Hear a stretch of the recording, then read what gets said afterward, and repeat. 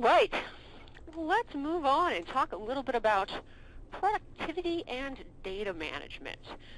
So the idea that we are all, of course, trying to do work and manage data about people and things and time, for instance. There's a number of free tools in the realm of kind of time stuff and meeting scheduling stuff. Here are just a few of them that we found to be proven and working. This is not to say that there's almost certainly, another 15 free time tracking tools that are also good, but here's ones that we have worked with. So Toggle is a interesting tool that allows you to easily enter time and actually has a little timer to, in fact we put the post-it note over it unfortunately, but there's a little start and stop feature. So you can say, all right, I am now on the clock, stop, I am now off the clock, or I'm starting on something else. It is free for up to 5 users. If you have more than 5 users in your organization, then you're moving to a paid plan, but the paid plan is not crazy. I think it starts at like $20 or $30 a month, something like that. I'm going to go through a couple of these productivity tools, and then I'll turn to you, Ken and Brian, for thoughts in this whole realm. Task lists is another place where there's a lot of free options. A couple of staff over here really like Todoist.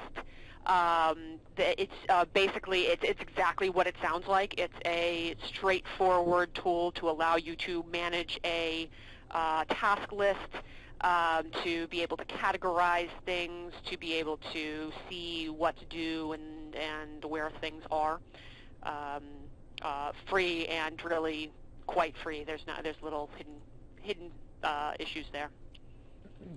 If you're looking to schedule meetings, there's Meeting Wizard, and the other big one is called Doodle. Are really useful tools for scheduling large meetings across multiple organizations. This will allow you to say, I am thinking of these particular times, to send it out and then poll people to see when they're available. So we can see here, for instance, that Andrea at our organization is available at all of these times, but in fact the only time that is available across all 4 people is this time. So this is just a really useful tool for just wrangling things. Brian, Ken, any thoughts on this kind of realm of tasks and meetings and time tracking before we move on to other kinds of productivity? I think you got it covered. I mean, all I had to offer was that Toggle has good Google Apps integration, so if you're a Google App Shop, that's something to look at. I know in our case, I think that and with most of these cloud services, I think involving your finance person is also very important to see what their comfort is as far as paying for a recurring monthly cost versus eating it one time at a year. Those little types of things that the finance people like to figure out. Terrific. Yeah, Toggle's great. Very easy to use. Your connection is way better. Great, thank you. Terrific. Brian, anything to add? Can you hear me? All right. So let's talk about a couple of other kind of more in the collaboration realm. I think most people are familiar with Skype these days. Both Skype and Google Hangouts are definitely worth considering as you're thinking about ways to communicate with people who aren't on staff with you. So both Skype and Google Hangout are free.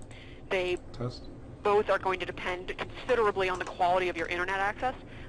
So even a pretty good but not great internet connection might cause really kind of substantial problems with things like echoes, like we had before, and issues like that.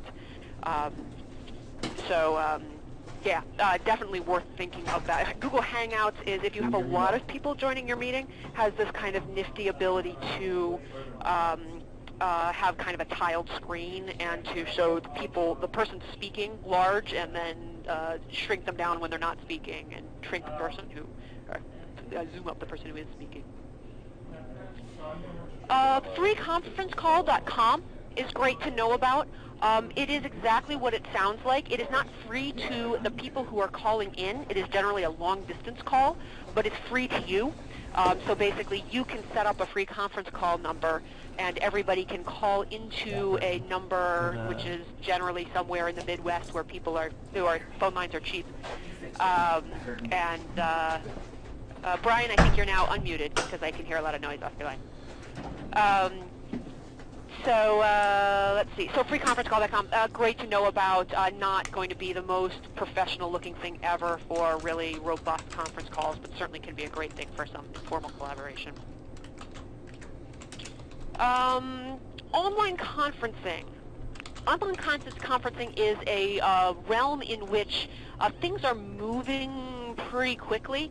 There is a kind of a school of, or a class of old school tools that are fairly robust but fairly expensive. There's a tool of kind of upstarts, and then there's actually almost a brand new set of possibilities, including the one we're using. Join me. Web Huddle is an interesting option for collaboration, so informal collaboration. It is completely free for a fairly robust slide and desktop sharing, polls, recordings. It's been in beta and free for like 2 to 3 years now, which does not make me feel like it is a long-run solution. But for right now, for informal stuff, or for team meetings, it can be a really, I mean, it's free, and it's a little more complex than some of these tools, so it's a little more geekier perhaps, but is a really good tool to know about. All right. Any thoughts on conference calling? So Ken has mentioned in the chat, uberconference.com is another good one. You want to just talk a little about UberConference, Ken?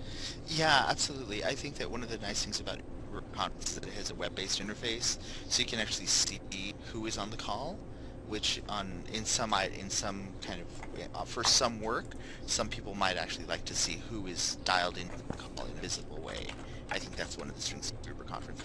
UberConference is actually founded by the former founder of Grand Central, which is where a lot of Google Voices like features are coming from, what was formerly Grand Central.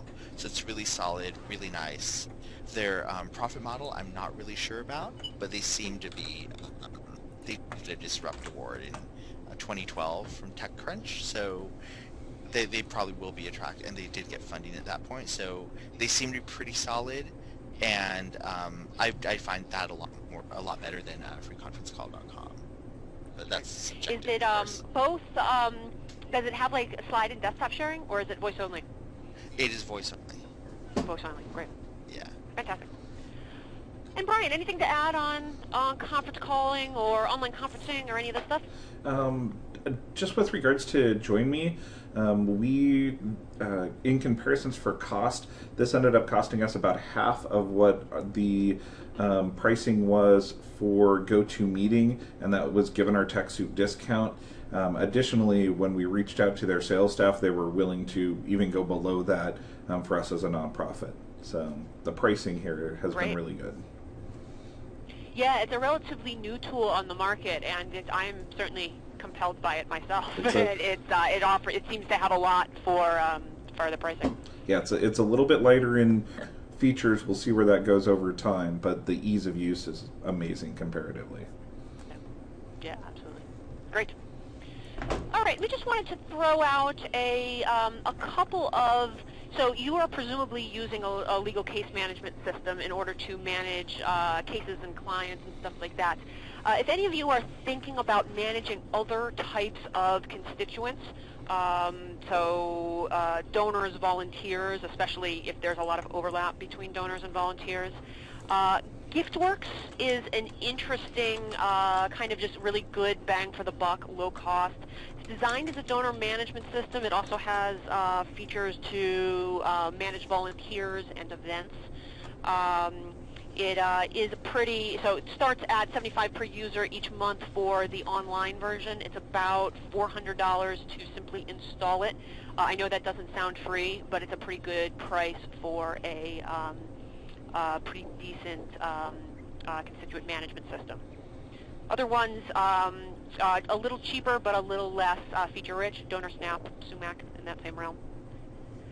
And here's everybody's favorite free but not really free tool, Salesforce. I know I talked to some folks at the TIG conference about thinking about Salesforce for tracking people beyond their clients. So as they're thinking about foundations or grants or volunteers, stuff like that.